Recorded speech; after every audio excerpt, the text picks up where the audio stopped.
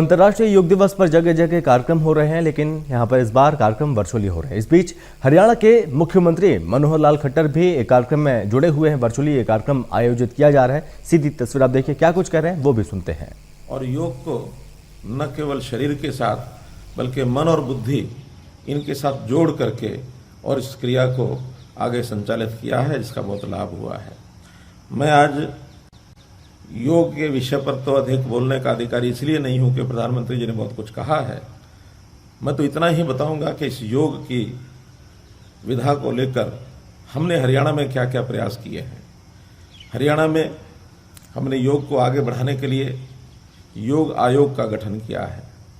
हरियाणा योग आयोग पूरे प्रदेश में योग के विस्तार के नाते से आगे इस विधा को बढ़ाने के लिए भरपूर प्रयत्न कर रहा है। हमारे इस योग आयोग के चेयरमैन आर्य जी बहुत ही कर्मठता से अपनी पूरी टीम को साथ लेकर और योग आयोग को आगे बढ़ा रहे हैं। हरियाणा में गांव-गांव में योग पहुंचे, इसके लिए 6,700 गांव में से अभी हमने 1,000 गांव में योग और व्यायामशालाएं ये स्थापित करने का भी निर्णय लिया, जिसमें से लगभग 550 गांव में ये योगशालाएं स्थापित हो चुकी हैं। शेष पर काम चल रहा है और वहां सब जगह योग का शिक्षण प्रशिक्षण देने के लिए 1,000 योग शिक्षक और 22 योग कोच इनको भर्ती करने के पद भी सृजित हो गए हैं। बहुत जल्दी उनकी नियुक्ति भी हो जाएगी। और इस योग को आगे बढ़ाने की दृष्टि से हमारे जो आयुष मंत्रालय है, इनकी भी बहुत सी योजनाएं चल रही हैं। अनुसंधान इसके ऊपर भी काम कर रहे हैं।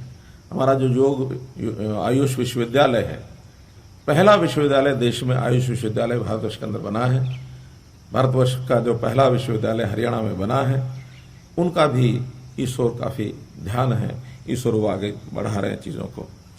आज सभी 22 जिलों में जो कार्यक्रम हम यहाँ कर रहे हैं, 50-50 स्थानों पर हर जिले के अंदर कार्यक्रम हो रहे हैं। कोरोना के इस प्रोटोकॉल को ध्यान में रखते हुए हर स्थान पर 50 की संख्या और ये निर्धारित की गई है, अर्थात 1100 स्थानों पर 50 प्रतिभागी एक जगह भाग लेंगे। तो इसका मतलब यह है कि 55,000 बंधु इस समय इस योग का प्रदर्शन करके और जनता में जनजागरण करने का ये कार्यक्रम कर रहे हैं। हमने इसके साथ ही बालकों में, छात्रों में योग के प्रति एक आकर्षण आए, योग उनके जीवन का अंग बने, तो पाठ्यक्रम में भी पहली कक्षा से लेकर 10वीं कक्षा तक योग को इस वर्ष हमने शामिल किया है, ताकि अपने जीवन में योग को वो एक अपना जीवन का अंग बना सकें। योग शरीर के लिए इसलिए आवश्यक है, जैसे शरीर को खाने की आवश्यकता है, पानी पीने की आवश्यकता है, ऑक्सीजन की आवश्यकता है, इसी प्रकार शरीर को स्वस्थ रखने के लिए योग की भी बहुत बड़ी आवश्यकता है। तो इस आवश्यकता को बचपन में ही उनके जीवन का अंग बन जाए, तो शिक्षा में पाठ्यक्रम जोड़कर हम इसका अंग बनाना चाहते हैं।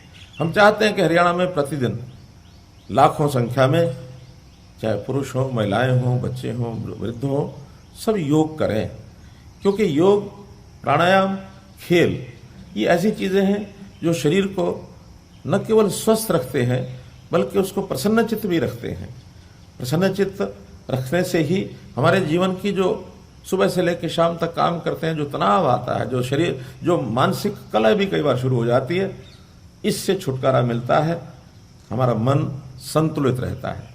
और खास करके अभी जिस दौर में से हम निकले हैं, कोरोना, इस कोरोना के दौर में भी जहाँ शरीर अस्वस्थ हुआ है, बहुत से लोगों के मन और मस्तिष्क भी अस्वस्थ हुए हैं। तो ऐसी मनोवैज्ञानिक दृष्टि से भी एक उपचार इस योग विधि से होता है। तो प्रतिदिन योग का यह अभ्यास करने से जनजीवन को एक सुख मिलता है। हम लोगों ने आयुष चिकित्सालय, इसमें 407 अभी आयुष चिकित्सालय हैं, इनमें वेलनेस सेंटर्स भी खोले हैं।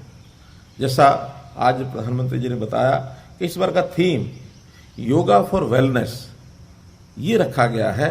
अर्थात वेलनेस एक ऐसा विषय है कि व्यक्ति बीमार ही ना हो, बीमार होने के कारणों का अगर पता लग जाए तो उन कारणों को जड़मूल से समाप्त करना, ये आयुर्वेद की एक, आयुष की एक विशेषता है।